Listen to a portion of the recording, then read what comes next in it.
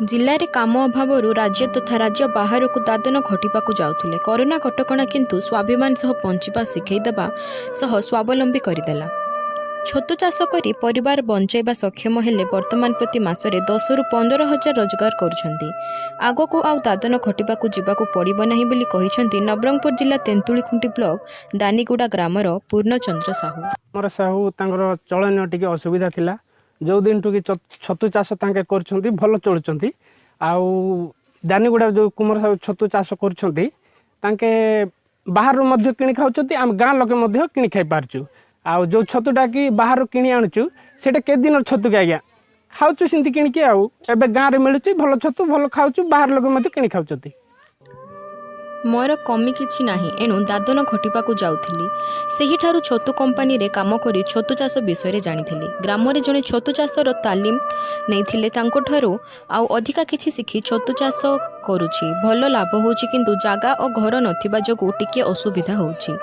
सरकार तरफरु घर खंडिए देले अधिक छतु चाष करिथांती। एणु सरकार को सहाय्य पय अनुरोध करूछंती पूर्णचंद्र साहू।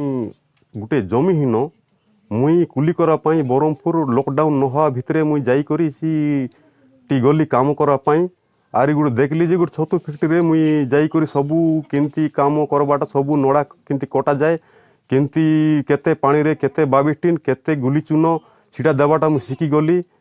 तापर केते समय रे सी नड़ा बतरा जाए सीटा तांग माने 8 घंटा बोल कहले से 8 घंटा हला फुरबे ताको आनी करी गुटे घंटा टे ताके पानी निगड़े किना किंती बियन पका जाए किंती बेसन दिया जाए सब जाक मुई बेड बांधबाट सब शिखी गली जानी गली।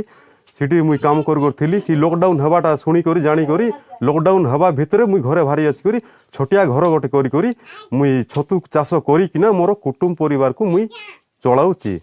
आमे सुनलु तमे आउरी अन्य अन्य लोक मन को सिखौचो इबी छतु चाष विषय रे ता विषय हाँ मुई तांकू 8टा लोक मते खबर करले तांग मन को भी 8 जन को मुई सिखाइली।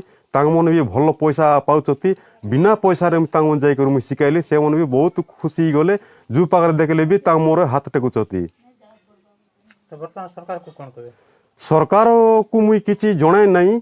सरकार जानले किछि ना किछि गोटे सुजोग करबे कि बोली कर मुई तांगन बेसी अनुरोध करूछि। मुई आगरु छतु पाई विभिन्न स्थान को जिबाकू पड़ुथिला किंतु दानीगुड़ारे किछि परिवार छतु चाष करुथबा जगु एबे सुविधा रे छतु मिलुछि। समस्ते एमिति छतु चाष करी स्वावलंबी हेबा उचित।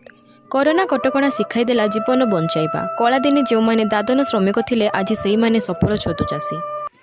अंडरा बाहर काम करबा जाइथिले कुली करबा के सेबाटुन छतु चाष शिखी कर आसले हेबाटुन आसला लॉकडाउन न हेबा पूर्व घरे पले आसले तेबे घरे केंती करबू गले आर नै छतु चाष तो मैं शिखीची आर घरे छतु चाष करू बोली कर कहले तब लगा बाटे फोटो थिले टंका फोटो थिले चलू थिलु आका नै जे बे आसला के घरे छत्तीस करू करू 15-16 हजार टंका हिची आर छतु चाष रे वर्तमान ताकर जीविका दूर रोले एवं दूर पैसा पठाऊले जो परिवार चलुले वर्तमान घरे बसी छतु चाष कर अभियोग अच्छी कि कौन टी जगह मिले एवं सरकार को सहायता हेले भलरे आउ चाष टी करेंगे। नवरंगपुर दानीगुड़ा मुना दलैन रिपोर्ट नूतन ओडिशा न्यूज।